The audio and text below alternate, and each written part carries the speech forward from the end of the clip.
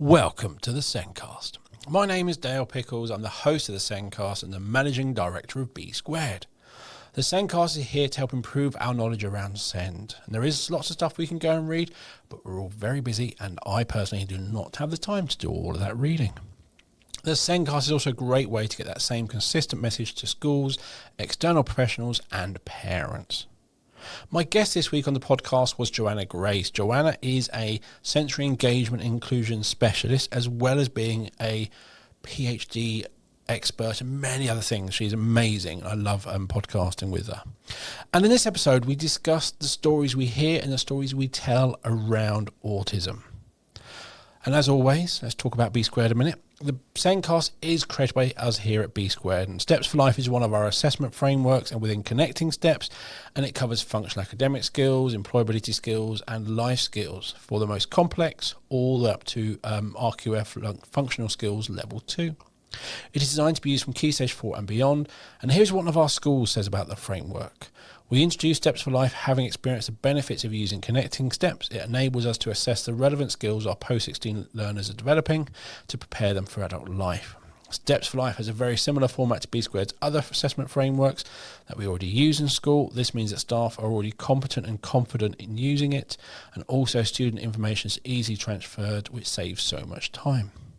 So if you want to find out more about Steps for Life, visit the B Squared website or click on the meeting link in the show notes to book a meeting with me to take you through what the system can do for you. Now, let's get on with the podcast. In this week's show, we're discussing the stories we tell about autism.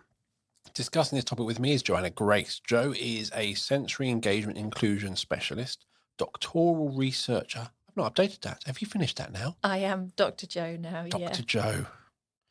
That's the only person now, no other Dr. Joes, just one Dr. Jo. Author, trainer, TEDx speaker, and founder of the Sensory Project. And Joanna has worked with people with learning disabilities and neurodivergent conditions aged from birth to old age. Welcome back to the show, Jo. Thanks for having me back, Dale. It's been a while. It has. Yeah, I think I was mid-PhD the last time I was up here. Yes. Yeah, no, it was 2023, so probably when we last recorded. A while. Okay, so the stories around autism and the causes are always controversial as people believe the stories they have been told. And the US has recently announced, and we are recording this in April 2025, that they will announce the cause of autism in September. They know. They're going to let us all know. We do not know, apparently. We have no idea. We're going to find out in just a few months and we'll all go, that's the reason, obviously. So it's going to be another couple of years of correcting people, isn't it, Jo? Yes, I think so. I mean, it's a bit. Well, yeah. The less said about those things, the better, I think. There's already in my social media, there are people going, "Oh, we already know what the cause is. The cause is," and you just go into the comments, and it is just brainwashed people. It is very scary times, and they are telling a very particular story as they scaremonger in that way. And it's a really common story in the American context. I think we're joking about it because we recognise that that's a story that definitely needs updating.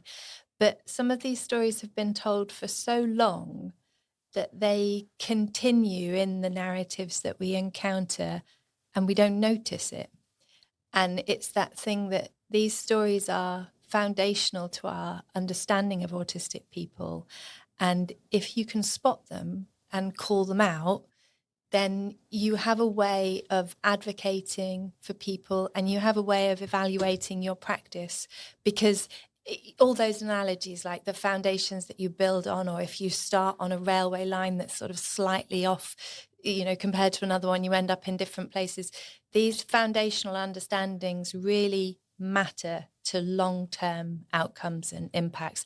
And the story that America is telling, not all of America, just like not all autistic people, is that it's a terrible disease. You get it there are big charitable organizations out there that propagate the myth that autism is a terrible disease that steals your children, and there have been some spectacularly dehumanizing advertising campaigns from big autistic charities, especially in the States, that propagate this myth. And when you are thinking that autism is a disease that takes away the person, if the person is gone, there's no need to look for the person anymore. What you focus on is the suffering that radiates out from that diseased person to everybody else. And so you see that story being told when you encounter people talking about how much they're suffering as a result of having an autistic relative. And this is not to say that it is easy to have an autistic relative, and it's not to say that there isn't suffering involved. It's just that most people who are struggling to support somebody will centre that person when they talk to you about that experience of difficulty. And in these narratives, what is centred is the suffering. And so if you have a terrible disease, then you're thinking, how can I fix this disease? How can I cure? Because right after they announce what's causing it, I'm sure they're going to announce how we cure it. And if you're thinking it's a disease, then you need a cure. And if you need a cure, then you're looking for medical interventions. And what you get out of that first story, that story that this is a disease, is just panic.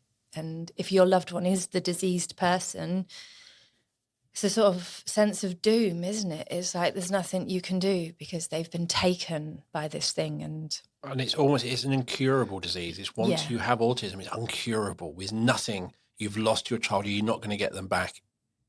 That's how, with that kind of, those stories, that's how it's told. Yes, yeah. And it's something that's outside of your control, that it's this thing that is happening to you, has taken away your loved one and is just causing problems everywhere and must be fixed, must be cured. We need to find out what's causing it. And, oh God, I hope nobody clips me saying just that.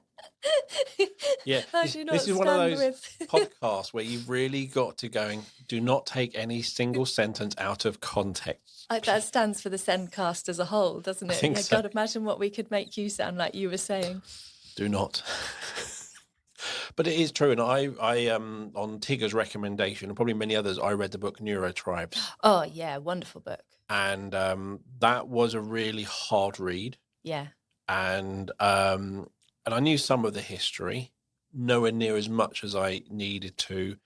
And it was not a hard read because of big words. It was a really uncomfortable, horrible read of reading around the history, eugenics, everything that went on in America, their beliefs, even now, how, as you said, with these charities and organizations, their beliefs on the causes and the outcomes. And although a lot of it is medical, we start going off into strange medical with no proof of any benefit or anything. But that's you end up in some really weird places that if you took a step back, you wouldn't do it. But the story you're told makes you kind of believe that is actually, this is what I need to do to try and get my child back. Yes, you see it in things like feeding special diets and things like that, that if this is a disease that is cured by a diet, then you're doing something along those lines, which is not to say that special diets don't have an impact, but it's that the reason for them is to do with the stress that person is under and how well your body is able to digest certain foods and things like that when they're stressed. And if you're thinking of it in that way, do you want a special diet or do you want the person not to be stressed so that they don't need the special diet? And it just leads you in a different direction. But I'm glad you've read Neurotypes. One of my big boasts about the subtle spectrum is that Steve Silberman wrote the foreword for it. And a lot of people don't know why I am boasting about that. But I was so excited when he agreed. It's a really strange book. So it starts in the modern day or modern day-ish kind of thing, and with a family and talking about things. I was expecting to come back and have a lovely conclusion. That's not what happened. It just we caught up to the modern day, and I was expecting lots of hope. No, it's like a history, isn't it? It's just a history, and it history. just gets you to where we are. Yeah. And all I can say is after reading that book, I'm glad a lot of the research and the lead is in the UK. That's how the book, I kind of felt it towards the end, is more modern research, and what we're doing in the UK is leading the way and changing things like DSM. I'm very hopeful for that, whereas the previous history in America with various people, maybe not what's doing best for autism, but keeping themselves in power. Yeah. Um, That disease narrative is massive in the States, and the medicalization of autism is massive in the States. But one of the other stories that we tell about autism is that it is a consequence of bad parenting. And that story has its origins right back in the identification of autism, when people like Canna, who is the person who came up with the word, said that it was caused by cold mothers, by mothers who didn't cuddle their children, didn't, interact with their children enough, weren't loving towards their children, so-called refrigerator mothers. And although nobody is thinking, I hope they're not about to announce in September that it's women causing it. Because it's interesting, isn't it, that it was cold mothers. It was just the one parent involved. It was, yes. And that's the sort of thing is when you kind of squint at the message that book was giving me, Yeah. it was almost like women should be at home and loving their children. It was that, which is still that rhetoric is still going on in the US right now. And it is quite shocking. It wasn't really about the child. It was more husband work, wife stay at home. It's benefit for the children. Yeah. It's such a disprovable theory, isn't it? Like, my mother has got 2 children and both daughters, and one of us is autistic and one of us is not. She has mothered both of us. So if she was a cold mother, you'd think it would have maybe she only loves my sister. I'm not sure. Did you have you counted how many cuddles you've both had Well, and had that comparison? So the cold mother theory isn't something that has just been made up by misogynistic people. What they would have been observing is that those parents' interactions with their autistic children were different from their interactions with their non-autistic children. And so one of the things I found out at diagnosis, because I have known in my mind that I'm autistic from when I was 11, and I read a Woman's Own magazine that described autism, and I thought, oh, that's what's wrong with me.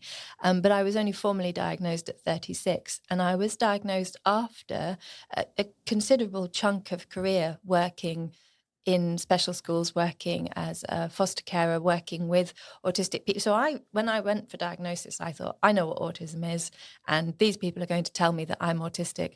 And then there was a whole load of stuff in my diagnostic report that I didn't know anything about. And one of the things that I learned at diagnosis was that when I was a baby, I would go stiff if my mum tried to cuddle me. And so she would have cuddled me less than she cuddled my sister, because my sister would have enjoyed being cuddled. And it's not because she's a cold mother, it's because she's respecting me as a human. And so that original cold mother theory may have come about by people watching interactions like that. And it's misunderstanding causation and correlation. Yes, as a classic, isn't it? Very big. But it's one we see now. It's one you see now massively. How many parents of autistic children have been asked to go on parenting courses? My sister got asked to go on a parenting course, and she went on this course. And all the other parents in the on that course, their children were all doing drugs and alcohol abuse. And she's literally going, why am I here? They're like, we're all going, why are you here? It's like, 'cause my son's autistic. And everyone's like, why are you here? It's because apparently I'm a bad parent. There are places where you're not allowed to go for diagnosis until you've been on a parenting course first. So we are very much, and that is this country, and if we're the leaders of this, then we're really, it's not looking good, is it? But yeah, we are very much still telling the story that it is the parents' fault, that it is something that you're doing. Because if you're viewing autism as a consequence of inadequate parenting, then the problem that you're dealing with is inside the parent. And the solution for that problem is to fix the parent. You know, when are you thinking it's a disease, you're looking for a cure, you're looking for drugs, you're looking for medical intervention. But if this is just shoddy parenting, you know, it's woke, liberal, you know, wet-eyed, do-good, helicopter, all the terrible ways we parent, then you need to fix the parents. They need to go on training. They need to, you know, learn to do better. It's a really popular story. It is amazing how many families I've met of autistic children who have been approached by strangers in supermarkets and told to hit their children. Although I'm not right on camera at the moment, my face just dropped. Like literally, I remember the first time I was told the story. I was I'd done a training day for a special school in Wales, and then really nice of them, they had kept me on in the evening, and they'd invited all their parents to come in and to have like a twilight session with me in the evening. And I can't remember what content I was delivering, but this one lady said to me, she said, I was in the supermarket with our daughter, and she said, and she wasn't even acting up. She wasn't having a meltdown. She was just happy, just kind of flapping happy. And a stranger came up to me and said, you should sort that out. And she said, oh, my daughter's quite happy, and, you know, she's not causing any fuss. And he said, no, you need to deal with that. And she said, that's because she's autistic. And he said, well, she wouldn't be if you showed him the back of your hand more often. And like you, my face was just, you mean that somebody you don't know just came up to you and suggested that you've not been hitting your child enough. And the next time I did a training day with parents, I told that story because I thought they would be as shocked as I was. And a couple of them went, oh yeah, me too, type of thing. And you could totally do a me too. I think every time I've repeated that story to parents, there's been somebody in the room who has been approached by a stranger, usually in supermarkets, sometimes on trains, and told that if you just hit your child more, they wouldn't be autistic. Problem is, we're talking about the first lot is it's a disease. Now we're on bad parenting, and often those two are joined. You hear someone talking about it's a disease. It's a bad parent's fault, and you're going, okay, so is it a disease or is it the parent? And I always find that, again, as I kind of read this book, think about it, it's like it's using emotional language. It's pulling at strings they know people will latch onto. So you're saying the word disease, saying the word it's the mother's fault. There are things in America which I think people will pull on those strings and go, yes, women should be at home. And I'm not people here. I do not agree. Very, very clear. I'm not saying that, but I think in America there is this big movement around the traditional 1950s family: husband work, mum stays at home, looks after children, everything's perfectly happy. Yeah, it would be nice to separate us from that so clearly, but I think we hear that version, you know, that's a different story, isn't it? The story you're telling there is, wouldn't it be great if it was like the old days? And that's the story that we're constantly telling in education. Like if we just went back to when they sat still and looked at the front, then it would all be better. And I think we tell the same story here. We just maybe a bit subtler about it. I remember when My Mummy is Autistic was published, some film crews came to the garden because it was published during lockdown, and they interviewed my son, and one of them asked him, do you suffer from having a mummy who's autistic? And you think, goodness, am I doing something? It's so easy to make a parent think that they're doing something wrong, because every parent is constantly thinking that they're doing something wrong. So it's a really easy story to latch onto, that if you had just done differently. And I meet parents who say, I wish I'd known. If I'd known, I would have parented differently. And so there's a huge amount of parent blaming and parent guilt and all of that thing. And people encounter this story in institutions that mandate that you go on a parent training course before you can have a diagnosis for your child. But people meet it an awful lot within their own families, as well as from strangers in the supermarket. Yes. You know, that I had the most depressing train ride recently where, well, originally it was good. I like it when I'm on trains and you get like an interesting group to eavesdrop on, because it's like having background radio whilst you're working. And this But group, also one you haven't seen before, so you have no idea what's going to happen. You could theoretically interact with it. It's like being in the television. This group of women got on, and they were all, silver-haired, looking very glamorous, and they'd got 4 bottles of Prosecco with them at 11 o'clock in the morning. And they were like, right, girls, shall we start now? And they were going on holiday without their husbands. They were on the train to have a good time. And I thought, these people are going to be great to spend the next 3 hours with, because they're clearly going to get progressively more drunk. They were telling all these stories about their husbands, and it was great. And then one lady said that her grandchild was autistic, and it was causing real problems in the family because her daughter-in-law wasn't dealing with it correctly. And the other women all said, oh, that's terrible, that's really bad, we're so sorry to hear that. And the problem with this daughter-in-law was that she'd used to have a very high-flying career. But since the daughter had been born, she didn't seem to go out to work anymore because her granddaughter couldn't manage to go to school. Her granddaughter couldn't manage to eat food. Her granddaughter couldn't manage to even have socks on. And if her daughter-in-law was just a bit stricter with her granddaughter, then she would put her socks on and she would eat her dinner and she would go to school, and her daughter-in-law would go back to having the very successful and glamorous job that much was said about how fantastic the job was. I think the job was and it began causing problems between her daughter-in-law and her son. And she didn't think that her son should have to deal with somebody like her daughter-in-law, because her daughter-in-law was causing all these problems. And you listen, and it was so bleak, because what you could hear through what she was saying was that there was a very, very stressed child, and there was an entirely unsupported mother who had given up her career and everything to try and support the child, but had absolutely no grab holds to reach for. And I sat there, I'm here doing a podcast about this, thinking I should speak up. I should say, and I didn't know what I could possibly say to change that narrative. And then a week or so later, I was doing a booking for a parent carers group. And you have this big group of parent carers, and I'm talking about the stories that you tell about autism, or the sensory struggles people have with eating, or some of the other topics that we're going to be talking about. And there was a person at the group who I've not seen before. I regularly do bookings for this particular parent carers group, and there was a new person. And so I went and spoke to them at the tea break and said, hi, who are you? And she said, oh, I'm not here on behalf of my child. I'm here on behalf of my granddaughter, really. My granddaughter was diagnosed as autistic last month, and I just want to find out as much as I can so that I know how to support my daughter-in-law.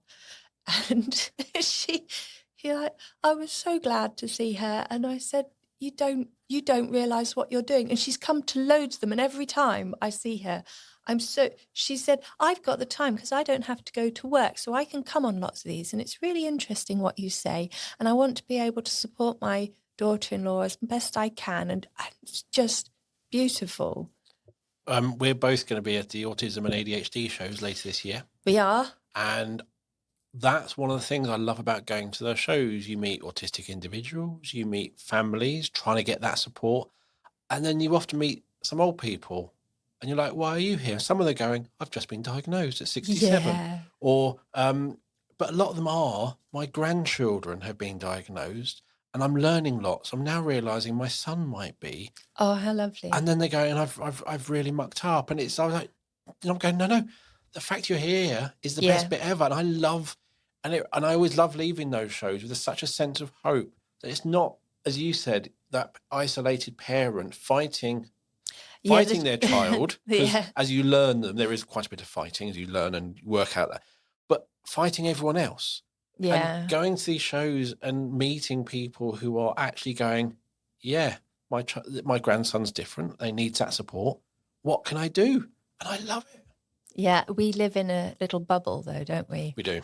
Because that's the thing. At those shows, that's who you meet. On the train, it's very different.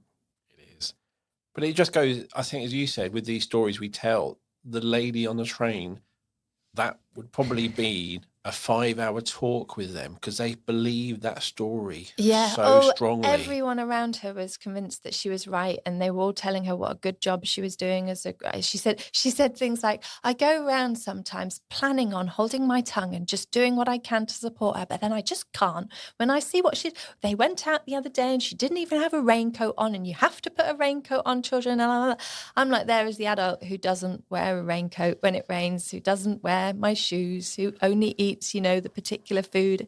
And there are so many other stories that you can tell. I psyched myself up. I was going to give her my business card right at the end, just before I got off the train. I was going to go, by the way, I've got some free training about autism that you can, hear. And I didn't manage to. Maybe she'll hear. Maybe she'll hear the podcast. Maybe. You don't know the things you don't know. She wasn't. Her start point was that she wanted to help, but she just wasn't willing to do any learning or any listening. She just wanted what she already knew to be right, and she was willing to help from that start point. My mum always used to say to me, when are you going to grow up? And I'm literally looking at her going, when? I'm never going to grow up. But it was the fact I'm running a company, I'm paying bills, I've got 2 daughters who seem to be thinking I'm doing a great job. I'm doing all of these things. What do you mean by growing up? Well, so maybe there is a particular thing in mind that isn't what you mean by growing up. I think it means boring and serious with no interests. Maybe, yeah. I think that's what you're supposed to be as a grown-up, apparently. But stories-wise, it's a disease that radiates suffering on people around us, and it needs to be cured. It's bad parenting, and these parents need to sort themselves out.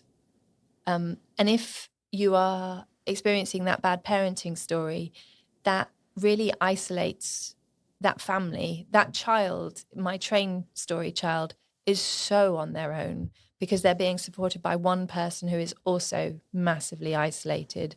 And it blocks any curiosity that people might have towards that child, because all the time the grandma was thinking that it was the mother's fault. She's not in any way thinking about what the child is experiencing. So in both of those stories, the person, the autistic person, is missing, because in the first one they've been stolen by a disease, and in the second one they're kind of disregarded because the focus is on the parents. The third story that we tell very much has them in it, because the third story is that autism is a form of behaviour. Mm-hmm. It's one you'll know. Yes. If you are thinking that it is something that a child is doing rather than being, then you would think to correct it by changing what they're doing. And you would use things like rewards and punishments. You would have star charts and rainbows and clouds and there's any number of, you can probably tell me. There's lots of things where you just think we'll punish it out of them or reward it out of them. Yeah. And again, it's that idea that the behaviour is a choice. Yes. There's something causing that behaviour. Yeah. Yes. Or again, I'm using the term negative, positive behaviour, but that's a social construct. Yeah. But if I'm doing this, why is that positive or negative? That's interpreted. So sometimes it is, again, a complicated whole other probably podcast, but a behaviour they might not see as being naughty. Mm-hmm. It's just they're just doing their thing, but it's just not what you want. And then there is the disruptive behaviour and the naughty, which they're definitely doing things wrong just to annoy you, apparently. For attention. And it's always assumed that it's a choice, isn't it? Yeah. So the behaviour story is probably the biggest told story. And it's understandable how it comes about, because when other people experience somebody's autism, they experience it through that person's behaviour. So they don't get to be that person. So when you're witnessing what you from the outside view as autism, you witness behaviour. And when you are diagnosed in accordance with patterns of behavior. That is how the diagnosis happens. So when you're looking at stuff that supports diagnosis or stuff that's saying, is your child autistic? Are you autistic? What you're reading are descriptions of behavior. So it makes total sense that you would think it's a behavior, because everything that you encounter that describes it describes behavior. So it's a behavior.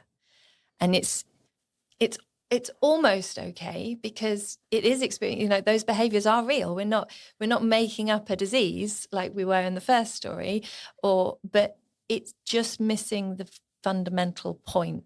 And that missing of the point in the foundations of this story leads to such different consequences further down the line. And I think I did it with you on a podcast before, but my best example of this is a child I met who was trashing the living room at home. He was smashing up all the pictures on the wall in the living room at home. And they were also trashing the display boards at school. And the parent said they tried everything just to keep the pictures. Like, he's breaking the pictures of Granny's third cousin and the new baby that Auntie Sue's had and all of this. And at school, they had also tried everything. They'd tried putting his own pictures up on the wall. They tried taking away his playtimes if he took the stuff off the wall. They had tried everything. And the mum said, and listed all these things, they've tried everything. And by everything, they meant all of the carrots and all of the sticks. Because if you're viewing it as a behavior, that's what you go for. You go for consequence or you go for reinforcement, because it's a behavior. You go for carrots and sticks. You take their iPad off them. You promise them a sticker. Whatever it is, carrots and sticks. They tried everything, which is essentially just one strategy. We've tried behaviorism. It hasn't worked. He's still ripping the things off the wall. If you see it as a behavior, you see that behavior and you think, he's not showing respect. He needs to learn respect. He needs consequences. He needs discipline. And you view it and there's a feeling to how you view it. It's kind of like a righteous indignation. Like, how dare he, the disrespectful little child? Like, it's quite a tough feeling. I'm going to make him show some respect. If you don't view it as a behavior, if you view it as a neurotype, then you go, hang on a minute. This is the same at home and at school. Like, what about being him is causing him to pull down wall displays in both these places? And then you get a bit curious, and then you learn, if you dig in the right places, that a lot of autistic people have hypervisual processing. It's like you see in more detail than other people. Chris Packham talks about how he uses his hypervisual processing to identify the little wing details on birds far away or leaves or things like that. It's a common autistic experience. Not all autistic people, but it's a common one. And your vision is a third of your cerebral cortex. It's a huge amount of the space in your brain. Your brain burns something like 90% of the calories you eat in a day. Don't quote me on that. But like, if you think, you could get thin just by thinking really hard. And your vision is a significant chunk of that. Seeing stuff is tiring. And autistic people, not all autistic people, are seeing more. And people who've ever done, if you've ever been like on a weekend break where you wander around a city and look at architecture or go around a museum, you get to the end of one of those days and you collapse on the hotel bed and you go, oh, I'm knackered. I must have walked miles. But if you step counted it against a day at school or a day picking the kids up from school and running around, step count, you were wandering. You weren't sprinting places. You were ambling about. You have not walked miles.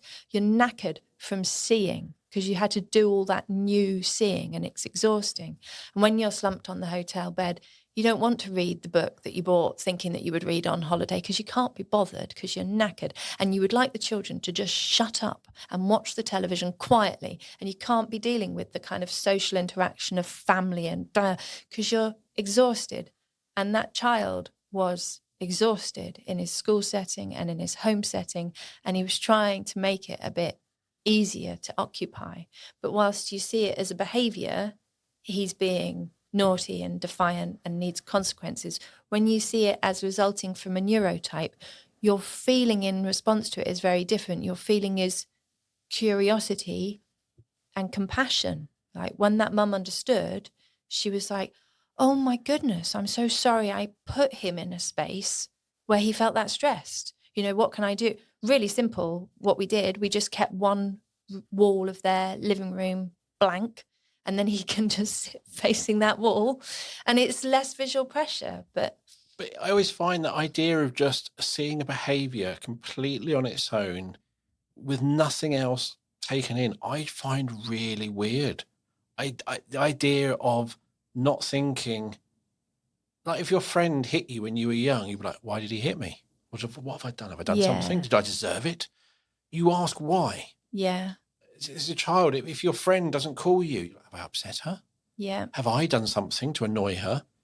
Yet when it's a child doing something like that, the questions don't seem to get asked. We seem to see that behaviour is perfectly just, it's the cause, there's nothing before that.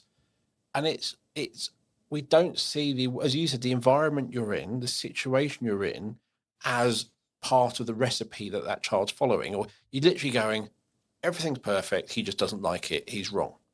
Yeah. And there's so many sights, smell, sound, there's so many factors. And I just find it odd that people don't find that, what do they have in common? Or we use really short answers, like we say it's attention seeking and just stop there. Or they're doing it on purpose and stop there. Because, like, yes, it could well be attention seeking, because if you're trying to communicate something to somebody, you need to get their attention, but you don't stop needing that until they've listened to what you're communicating. And he definitely did do that on purpose because he wanted a blank wall. Yeah. He was intentional. He couldn't have said to you that's what he was doing. He was just responding to how stressed he felt, and that was having a consequence. That last bit you just said there, he can't tell you why. And that's the thing, sometimes they don't know why. They can't, with young children or anyone, you can't always explain why you did something. Yeah. I went to the TS show last year and got a migraine. I'm going, why? I've done this show for years. I've got a migraine. Why? Okay, I've drunk lots. I had all my stuff. Now, as I kind of analysed it, I went, actually, although I'm in the same venue, my journey getting here was completely different to my normal one. And my journey home, normally I stay up in a hotel. So there were lots of differences. And it was just visually everything sensory draining, which gave me my migraine. But I just had to sit there and go, I spend 2 days here every year for 15, 20 years. Why is it today that I'm getting a migraine? But it's that curiosity, isn't it? That going back and looking why. Because the other thing that will happen is, because autism is described as a behaviour, when you meet behaviour, you just answer it with, well, it's because autism. And the autism becomes the answer, and it blocks the curiosity. And I think that progress is made by being curious and compassionate, which is an easy thing to say and a hard thing to do. And when they're a bit older, you can interview my children and see how well I did. But I remember being shown around. I was doing some work for an adult care agency, and I was going to be training their staff. And like a lot of places do, they said, would you like to come and look around, come and meet all our... And it's great for me. I don't really learn very much going around a setting before. Like if you walk around a school and get shown into all of the classrooms, you don't really learn a lot about what's going on, just having a little tour like that. But it's fun for being nosy. And like if you walk in and something exciting is happening, and then it's fun. So I do if I can. Quite often I'm not able to because I don't have the time. But this place, we were walking around and the manager was telling me about all their different provisions, and we were meeting the different residents who lived in that setting. And we walked into one room and there was a young lad, probably mid to late 20s, banging his head repeatedly against a wall. And he was making a kind of back of the throat, just sort of distressed noise.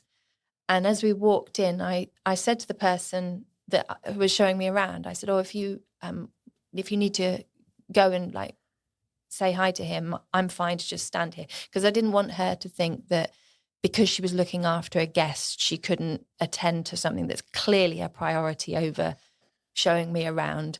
And I was also trying to make out, like, I understood that this is a kind of thing that happens. I'm not going to think less of your setting because somebody's got upset. And I said, I can't remember how I phrased it, but I went, you can go and talk to him if you need to. And she said, oh no, that's, I mustn't say his name on air. That's, so-and-so, he does that because he's autistic. And that was it.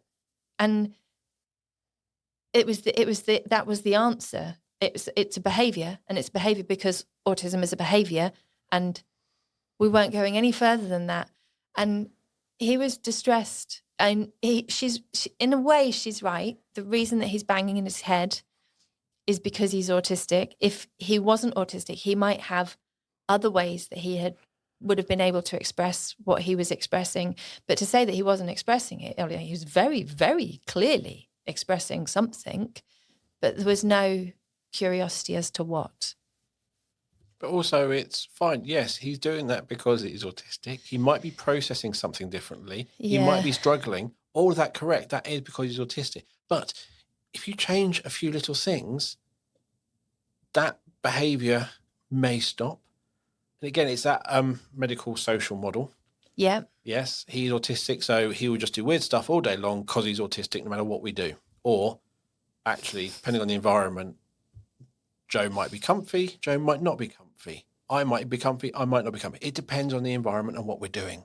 And that, I think we need, I wish people would understand so much more. It's a place to jump to a more complicated story, which is one I am seeing increasingly told. Let's be careful. You remember the vaccine story? Mm-hmm. Fabulous piece of work published in The Lancet. Clearly disputed, disproven multiple times over. We very much know that vaccines do not cause autism. There is very, very good science that shows that this is the case. There was no good science ever that showed that they did. There was just one very dubious soul who published that, and it was published in The Lancet. And The Lancet early this year, published a paper by a group of academics who were petitioning to have a designation of profound autism separate to autistics like you and me, Dale, the kind of lifestyle autistics. I did not realise I was a lifestyle autistic. I sound so fashionable right now. It's a fashion trend. You're just choosing it because us lifestyle autistics are taking airtime right now. It's what we're doing. We're taking airtime away from the real autistics, those with profound autism. And when they refer to profound autism, it is a with situation. So you and I would probably say, I am autistic, but these are people with profound autism because we're back to a disease narrative. These are people who are human again, really suffering. These are people who don't count. And the move is being made by a group of academics who one could say that the move is being made by a group of academics who wish to preserve their careers, and their careers have been made off the back of pathologizing autistic people. And there are academics on record as saying that they object to the new autistic academics coming through and taking their jobs because they have been doing this work for decades, and these young upstarts are coming along and occupying spaces in academia that should rightfully be theirs because they've been doing it for longer. And the move to separate off a part of the spectrum, it's ironic because some of the same people are on record as saying we should remove the Asperger's diagnosis because we shouldn't have a separate part of the spectrum. We should recognise the unity of the autistic spectrum. But at this end, we should have this separate group. And it's a popular narrative at first glance because people who support people with very high support needs say, yes, we need this population to be protected. We need them to be identified separately from that other population because they need the money first. They need the support first. They need the funds first. And I don't think you would find anybody disagreeing with that. So one of the arguments they say is, we have no way of describing this population of people. And the autistic community are like, hello? We do actually, because we refer to people who have very high support needs. That's who they're talking about. And people like you and me would be people with low support needs. Although there are people in both our lives that would heckle that, especially people who have to deal with you during your migraine. But the danger in that separation in saying that these are different types of things, that these are almost categorically different, is that it is a move that silences voices like ours in spaces like this in relation to people with very high support needs. And when I walked in and saw the man banging his head against the wall, my first thought is, what would have had to happen to me for me to be doing that? Because I know that that could be me. I am not separate from him. I was at a conference last month, and there was a presentation from people who had been working with people under section, and the people who were under section, so these are people who've been put away for losing their marbles. They had been under section for more than 10 years, and they had interviews with these people. And one of these people was me. He said the things I would say, he thought the things I would think. But at some point 10 years ago, when he'd been distressed, somebody had had him sectioned, and then he's been medicated, he's been institutionalized. And I can look to so many points in my life where if you'd come across me, I would have been very distressed. I would have not been able to speak. I would have been acting in ways that are self-injurious. And if you loved and cared for me, you would quite rightly have thought that putting me under section would be better for me. It's just once they'd done that, they couldn't get him back. And we meet the families whose children have been admitted places and they can't get them back. And the idea that I am so different from somebody with high support needs is really dangerous, because the people who potentially have the most insight, if you're supporting somebody who is smashing their head into concrete, who is, biting themselves, who is refusing to eat, who is massively, massively stressed, it's likely to be another autistic person who has a kind of gut instinct as to what's going on.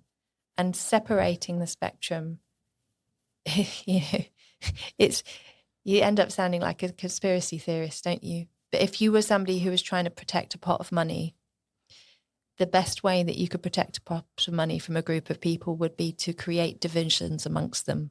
Go, not that sort of, those autistics are taking your money away. Those teachers are doing harm to your children. It's the parents' fault.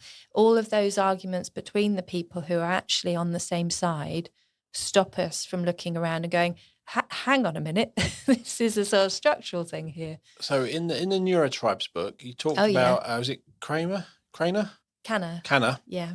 And then later on, there was somebody who did research. I can't remember the name, but he was in the Navy. Are you thinking of Asperger's? No. It's a bloke who did lots of pulled data together and might have even started one of these organizations. He's talked about in the book, but he does lots of talking. He goes out and talks to lots of people.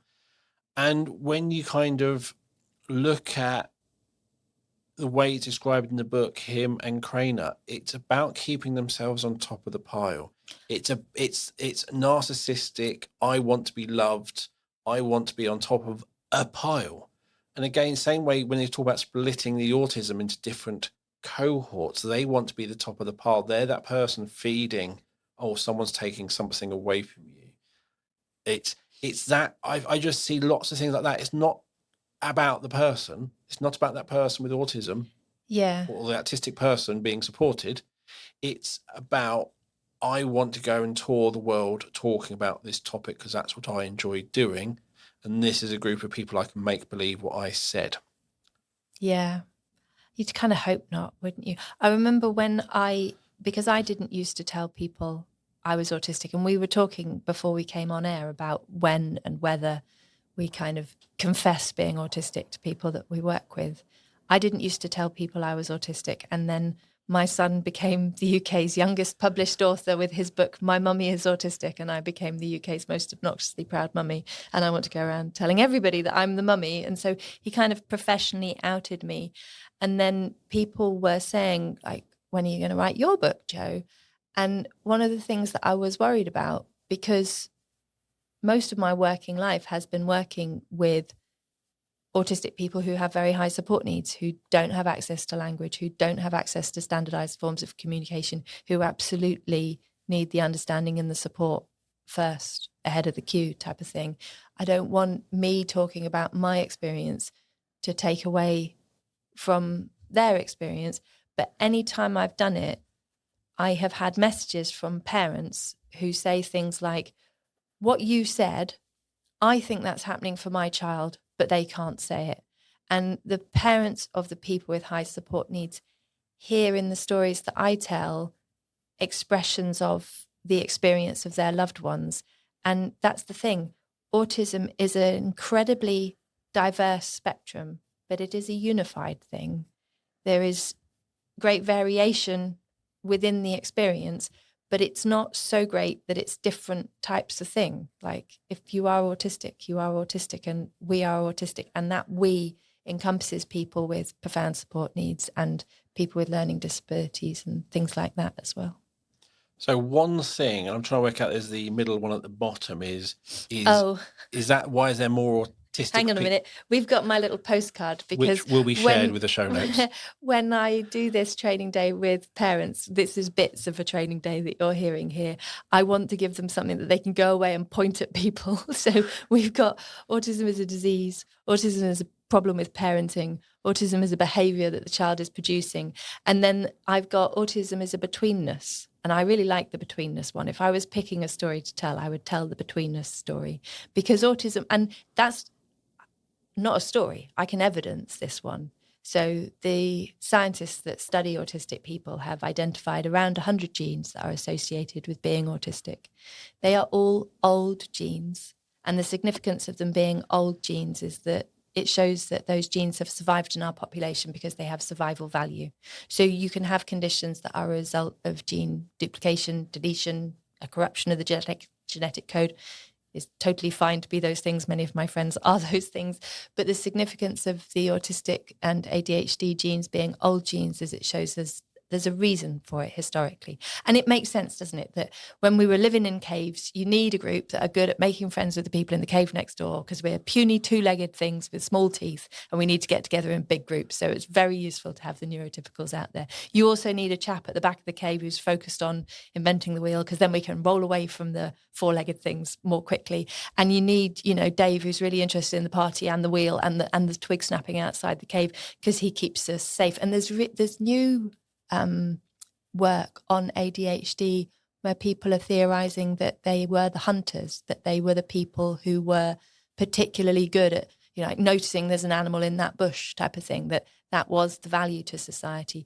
And what's happening now is that it is an epigenetic condition. So I hope I'm not I feel like I'm breaking the news early. America, if you're listening, if we've got the news here before September, it's an epigenetic condition, which means it's a consequence of the genes in the environment that they're in. And so it happens in a betweenness. It's the genetics that you have in the space that you occupy. And so I make a joke that I lived in Germany for 2 years and I am less autistic in Germany than I am here.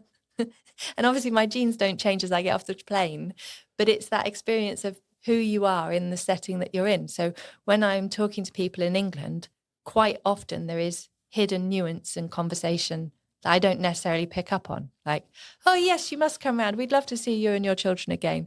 And in Germany, there's a lot less of it. People will say, please come to dinner again, but leave your children at home next time, or something like that. And it's so relaxing. It's like, I am bored of this conversation now. Shall we change the topic? You're like, yes, thanks for telling me. I wanted to do a podcast called Swedish or Autistic for that exact same thing. So I read this thing about what it's like living in Sweden. I was like, this is like an autistic heaven. Yes. And I looked into diagnosis rates, and it's the same.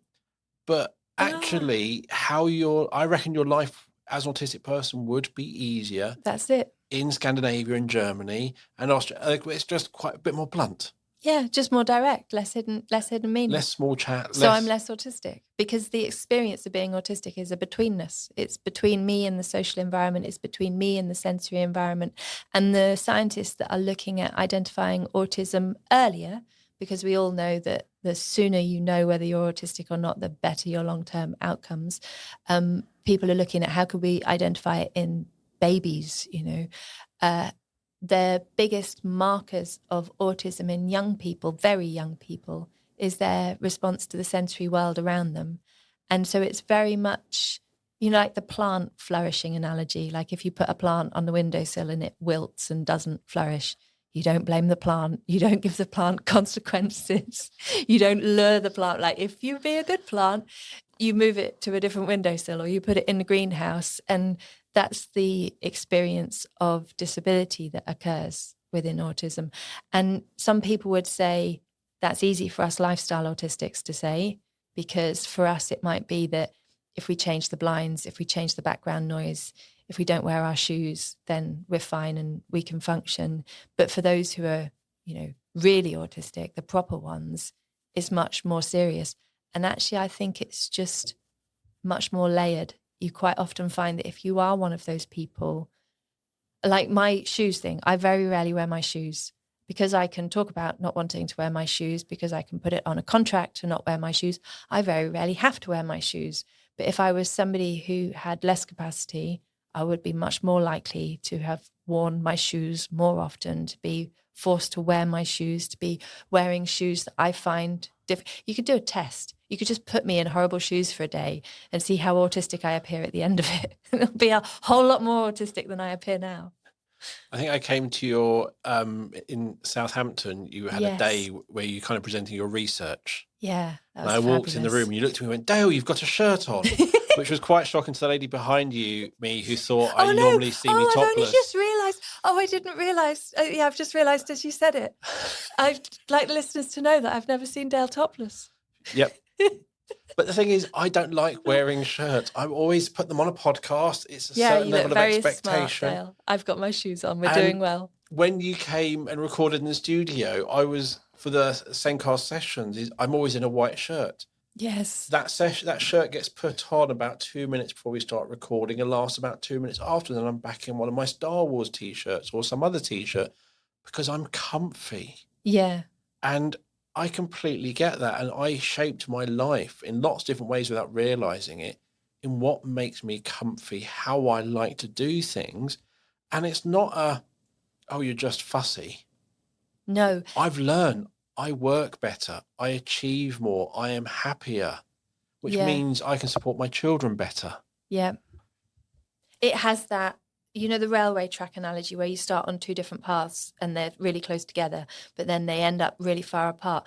That being able to make those adjustments, like me not wearing my shoes, my capacity not wearing my shoes increases markedly from not wearing my shoes. I am dramatically better just from not wearing my shoes, from not having a phone number on my business cards, from never giving out a phone number professionally. I am much more capable professional. When I run the sensory projects and I work for myself, I can be extremely capable as a professional. But my recent experience doing the PhD, I was employed to do the PhD. So I was a part of somebody else's organization and I have to conform to the structures that organization I have to operate within. And I was really, really well supported by a group of people who understood that that's not necessarily going to be straightforward for me to do. But the reduction in my capacity was so shocking to me because I am used to being a capable person now. And it goes away so quickly. Like one of the hardest things I did for my PhD was buy a train ticket through the university systems. It nearly broke me. And I buy train tickets all the time at the sensory projects, but it's so quick. I can see that it would be so easy for me to have been somebody who didn't ever manage to work for themselves, because this is just a fluke that I run the sensory projects, who had to stay in a organization that's run by other people. And when I was in organizations run by other people, I used to get ill a lot. With proper, have to go to the doctors and take drugs and be signed off. If I'd gone further down that way, I could easily be that sectioned person, that depressed person, and it's that same split that's happening, I think, for people with very high support needs, is that once you put something like that, once you put shoes on, or once you're forced to occupy this environment, you get dramatically worse. And when you meet people who are, like I get called in because a school will be like, we don't know what to do with Tim, or we don't know how to support Akil. can you come and look? And you look at the immediate, like, okay, this room is too noisy. That light's probably too bright for him. We can probably calm him down a bit by making these adjustments. But then you're kind of left thinking, how many layers of this stuff have you already lived through? And how much trauma is mangling your experience? And those pathways split. I think people on the spectrum are surprisingly similar to one another. Well, I think you talked about being a lifestyle autistic. Yes. I personally feel I am an imposter autistic. Trendy autistic. Because I would say I'm not hugely impacted, but then I reflect. You work for yourself. I work for myself. You create the work environment. Yeah. Exactly. And that is a really big thing that I sometimes really do not appreciate, that everyone, when I was going through my diagnosis, it's like, do you put things off you don't want to do? It's like, no, I delegated it already.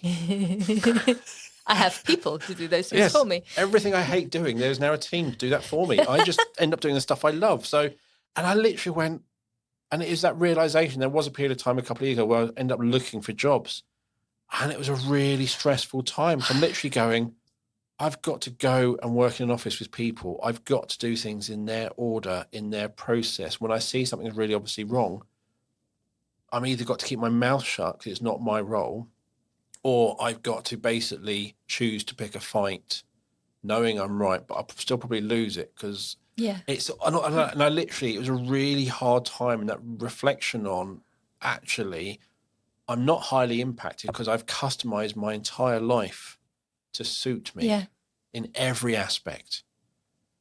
Noise cancelling headphones, best thing ever. And it's realizing that actually I don't want to know what I would be like if I was just working in IT in a company in London. I would be a very different person. Yeah. I wouldn't be more autistic. No. I would be exactly the same amount of autistic. But the betweenness would have changed. All that environment has changed. Yeah. Everything about my life, I'd have less control, less certainty. Everything would be different. It's one of the reasons I work so hard at the sensory projects, is because this is how I can be me. And when I was doing the PhD, there was a point at the PhD where things went very badly wrong and I got very ill. And I think I actually was up here recording just before some exciting tests that I was having done. There was 3 months where people thought I had all sorts of extraordinary cancers because I managed to get so ill from working in situations that I'm not equipped to work within. And at that point, I was thinking, I can't do this anymore. And I lost all my confidence to, because I wasn't managing to do it. So why should I be somebody that people listen to? And why would you talk to me on a podcast? And I still basically think that.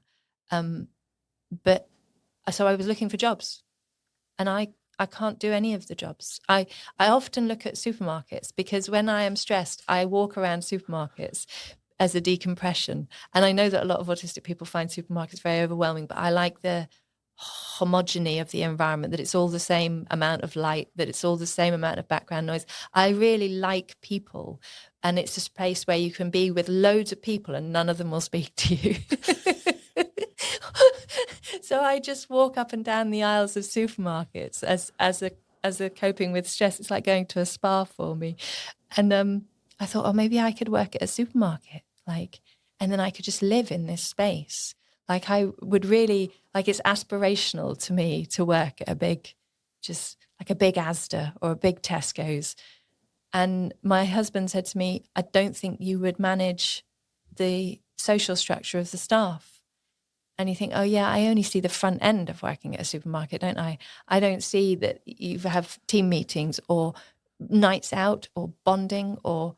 Get a job at IKEA. The hierarchy isn't really there. There isn't an IKEA anywhere near where I live, because I live out in the wilds. But maybe one day you'll come into IKEA and I will be there in my uniform and be super proud. I learned, it's one of the things I look back at my time and I reflect on it going, actually, there was a lot which was really friendly for me. It was really supportive environment. The hierarchy that I was used to in school wasn't there. It was there were so many nice things. I also worked in a bit, there was no customers. So that was really good. Oh, I like the look of shelf stacking at night in a supermarket as well. But I'm no good without sleep. You know, like when you go to Argos or IKEA and it just, your stuff comes out on a trolley, or you go, who's ordered that? I used to be one of those people who used to get that. So it'd be a big warehouse, everything organised. And I was basically put in charge of efficiency because I always could see a better way. I loved it. Systematizing. Excellent. But before we go, one thing I do want to touch on, and I think we might even do a podcast on this. And to me, it's a quick, short answer. Okay. Noted. Why are there more autistic people now? Oh, that's one of the other stories. Oh, so many of us, they just keep coming out of the woodwork. It's because it's a disease and it's spreading. It's because parents are just getting worse and worse at parenting and they're infecting each other with their woke ideas. It's because children are naughty and people aren't hitting them enough. If you just hit your children more, then there wouldn't be all these naughty children around behaving autistic. Should we go for the real answer? Yeah, okay, real answer. Real answer is really nice if you had the graphs. If you look at the graph of left-handedness through time, it's one of these graphs where there's kind of none, and then there's a steady rise, and then it plateaus at the top. So in the days before we cared what hand you wrote with, nobody knew how many people were left-handed. There's a brief dip in that graph at the time when kind of formal schooling starts and you get beaten with sticks for being left-handed. So there's a drop in left-handedness. And then there's a few left-handed people, the people who even when you hit them with sticks still write with the wrong hand. And then we stop hitting them with sticks so much and there's more left-handed people, and then they're bloody everywhere. There's loads of left-handed people, and then it plateaus out and there's like about the same amount of left-handed people all the time. If you look at the graph of gayness through time, homosexuality, we didn't used to bother about it. Then we got super religious and there's none of them, none. And then we stopped, I don't know, flogging them, drowning them, all the things we would have done to them. And there's a few of them about, the odd Kenneth Williams appears on the telly. And then there's more of them. And then they're bloody everywhere. There's loads. This graph just really steeply sharp. And then there's about the same number. And those graphs, you could almost plot the autism graph on top of them, because what you've got is there's none of them. There was none of them about in my day. And then there's the odd one or two, the really obvious Kenneth Williams of the autism world. And then they go unchecked. And now we're about halfway up the climb. And at some point it will plateau out. If you genuinely think that we're spreading and that there is more of us, it's because we're having sex with each other. But I don't think that we're any more successful sexually than we ever were. Some people like a geek. I was personally to go down to how the definition has changed. But I preferred your story much better. Oh, no, you can do that. So if we go back to Canners. Yeah. His definition of autism, it had to be present and notable at birth. Okay. And it was a really kind of narrow. He wouldn't like the vaccine theory then, would he? No. So it had to be, if you didn't notice it at birth, it's not autism. Okay. It's just bad parenting. Just bad parenting. And then they basically, over time, and you can see if you go through DSM 2, 3, 4, and 5, that definition of autism. And also there was another definition they used to use, childhood psychosis or something. Yeah, childhood schizophrenia as well. Yeah. Actually, if you look at that, just the history of them, you can completely understand why there are more diagnoses. Yeah. It's kind of, but also, if you're interested, go read Neurotribes, because the whole thing around Asperger is, I find really interesting, that the definition of Asperger is basically a bad translation of his research. Mm-hmm. And I found it fascinating. Yeah. But the other bit I would just say is, if we think of autism and ADHD as social models, not medical, the environment we're in is non-stop. Like those wall pictures all covering the walls and you couldn't get away from it, you cannot get away from social media, from TV. And whereas an adult, this is bad for me, I can put it down. If as a child you don't understand how it's impacting you, it's hard to know to put it down. So I think technology in the world we're in isn't saying there are more autistic people, but I think that we are struggling with the world more than maybe we did 20 years ago. So there's more. I would say people are struggling more, I think, with the world the way it is. Yeah. The definition one, I saw somebody explain that really clearly. They said, imagine that we had previously defined dog to be Labrador, and now we understood that dog is dog, you'd have suddenly a whole load more dogs if you were previously only identifying Labradors. And I think we definitely were only identifying a subset of male autistics, but in the definitions that we used in the past. Whether we are struggling more, I'm not so sure about that one. But I think what we are is a generation that values or recognizes struggle more. So, for example, I really struggled at school, and my parents would have been aware that I was struggling, not completely aware because I wasn't very forthcoming with that, but they would have kept me at school because that's in my best interests. And that's genuine and that's loving. And they did what was in my best interests in as far as their understanding. We now don't necessarily keep our children at school because we understand that to stress a child out leads to emotional baggage that you don't want to be carrying around in later life. And so in our best interests, in our understanding of what is best interest now, we value emotions more highly than we used to. So we would recognize that stress. And in our modern, contemporary, more progressed understanding of mental health and things like that, those things count more. And so we are speaking that stress more. But I should imagine that the autistics of the 1950s weren't faring any better than us. No, I did see a post on it. It was like, being autistic, when would you have liked to be born? And my response was, I've read Neurotribes, I've read that history. Right now is probably, in reality, the best time to be alive, or caveman. Who's the chap that had a second staircase put into his Cavendish? Cavendish had a second staircase put into his house to avoid small talk with the servants. I feel like that might have been. That was a really interesting. That whole bit about Cavendish was really interesting. He was so intelligent. He had somehow worked out the mass of the Earth using some things and vibrations centuries before someone else did it, in a way that isn't possible, but he did, and he was really accurate. He identified elements decades, centuries before anyone else, but and it's all in his journals, but he just couldn't talk to people. Yeah. And they talk about how you I liked the tips that the other scientists gave each other, like, don't ask him a direct question because he'll run away. But if you stand near him and like listen, or if you stand near him and talk about something that he's interested in, then make a wrong statement, he'll come in and correct you and go. And it's just fascinating. It's like, but that's a lovely adaptation from the people around him, because they're curious about him and they respect him and they're recognizing him and his value, which is not to say that you have value just because you know clever stuff. But the point is that if you value the person, then you don't dismiss them as a disease. You don't ignore them because you're blaming the parents. You don't, consider that their actions are just to get attention or to be naughty or because they're in some way. I remember a school I went to where a member of staff told me that the problem they were having was that some children were just evil. It's just because they're an evil child making these terrible decisions.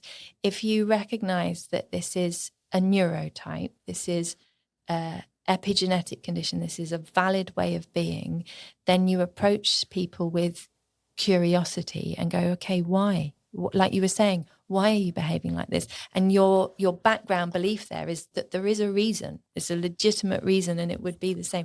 And if you're curious and you've not got the same neurotype, find somebody who has, because their guess at it is, likely to be more on the odds. There are probably just people out there who are evil. But generally, no, there are not people who are evil. I'm talking like it's like 1 in a billion. No. 1 in a billion, not 1 in 100 that there are loads of. But generally, every time you find someone doing something really horrible, you look back and there's reasons. I'm not saying I'm making excuses. Exactly. There's a reason. But someone being pure evil is like 1 in a billion. It's really rare. We are going to agree to disagree. I do not think that evil people exist. I think they do. Okay. But my point is, they are so rare. They're rare. It's very unlikely that evil people are causing autism. Yes. Or anytime you're in school, that child is not evil. If you've watched one with Damon, is it The Shining? I have not watched not The Shining. Anything. I was just reading books. One with Guildford Cathedral. Not The Exorcist either. Everyone's probably listening going, it's this one. I know which film it is. I just cannot think of the name. But it's a 70s film, and it is basically, he is the devil child. Okay, I'll allow you fictionally for Fictional, people. yes. Yeah. But yeah, generally you're in that zone, not just a child choosing not to do that, or a child not to do that, or a child being, there's a reason. Yeah. The same way, if you're in a relationship which isn't working, it's not because they're or any other rude word. There's a reason. Yeah, they're reacting to previous trauma. Yeah. They're reacting to something. Previous experiences has taught them something. Yeah, it's just so much easier to consequence and reward, isn't it? Because the detective work that you would have to do to figure out all those reasons is massive. But that's why talking to parents is so important, because their instincts or their knowledge of what's happened to that person is normally really good. And I think if you are kind of in that state where you're going, what do we do? Like, how do we help this person? What's going on here? Being aware of these stories, they can seem really theoretical and kind of out of touch, but they're really useful as a litmus test for whether how you proceed is going to be useful. Because if you can hear, oh, hang on a minute, this is somebody telling a disease story, this is somebody telling a parenting story, this is somebody telling a behaviour story, then you can go, I might not listen quite so hard to what they say next. You know? Yes. And sometimes we get sold approaches, you know, here's a solution. And it's so, when you desperately need a solution, it's so tempting to go and buy the solution, or to sign up for the solution, or to, you know, to adopt the solution as a whole school policy. But if you spot that these stories are being told in those solutions, then there's cause to just pause. One of the biggest mistakes we're making in education now is the commitment to a belief that one environment suits all people. And it's not just autistic people that one's letting down. If we're going my epigenetic, you know, the plant flourishing in different environments, we have different children. They would need different spaces. There isn't going to be, however great your systems are, they are never going to suit all children or adults. I feel that when I was at primary school, when I was young, 10 years ago, was really black and white and everything. Hemlock. I felt my teacher had more opportunity, more capacity to make those slight changes for each of us. I was going to say, if you were pre-1984, then they probably did. Born pre-1984. Didn't enter school till shortly after that. The national curriculum comes in midway through our schooling, yes. I think, because you're about the same age as me. And yeah, I look back and going, no, my teacher actually kind of looked at us and worked out what we needed and kind of gave it to us. Yeah. And when I sit there and I look at the world the way it is now, I just go, yeah, I get why no one, not teachers, not the students, not the parents, no one's enjoying school right now. No, they're really not. And that's a bit that's got to change. Right. I know we could keep talking for ages. Yep. And I know that even when I hit the stop record button, we are going to keep talking for ages, and that's great. But others have probably been driving around in circles or done an extra couple of laps around the field with their dog just to get to the end of this. So I will wrap it up. Okay. So Jo has given me some information, as she always does. So I've got links to her books and there's all the stuff through the Sensory Projects, and there's loads there, isn't there? Yeah, I've got quite a lot of free content on YouTube, which would be my first signpost for people listening. And interestingly, that's not in my links. I will make sure that will be in there very shortly. So by the time you listen to this, it will already be there. And I'll also put a image of the postcard, which you've sent me digitally. So you'll see the postcard that Jo has been referring to. Then you can name the stories, explain them, and ask for them to be shifted. But I'm going to put a link to the Neurotribes, because it was a hard read. There's a lot in there, and a lot of it was not happy reading. But it's worth going through all of that, I think, to understand. It's a seminal piece of work.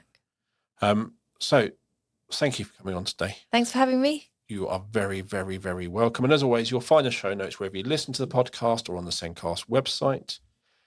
If you listen to us at iTunes, Apple Podcasts, or anywhere else where you can leave a review, please leave us a review, give us a 5 stars, whatever it is, and let others know all about the podcast. The Zencast is created by us here at B Squared. And Steps for Life is one of our assessment frameworks within our assessment software, Connecting Steps. It covers functional academic skills, employability skills, and life skills from the most complex pupils all the way up to functional or level 2 functional skills. It's designed to be used from Key Stage 4 onwards. And here's one of our schools say about the framework. We introduce Steps for Life having experienced the benefits of using Connecting Steps. It enables us to assess the relevant skills for our post-16 learners they're developing to prepare them for adult life. Steps for Life has been a very simple format. It's similar to B Square's other frameworks that we already are using within the school. This means that staff are already competent and confident to use it, and also student information is transferred automatically, which saves so much time. Visit the B Squared website or click on the meeting link in the show notes to book a meeting with me to take you through Steps for Life or any of our other assessment frameworks. But that's it for today. So thank you for listening. We'll be back soon with another episode of the Zencast. So goodbye from me. And goodbye from me. Bye, everyone.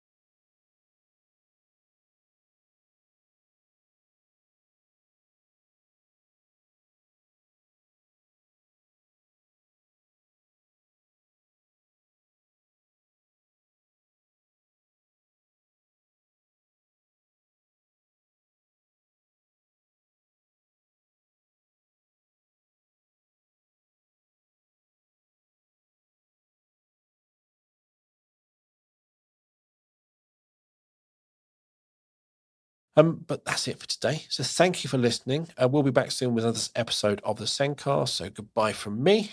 And goodbye from me. Bye, everyone.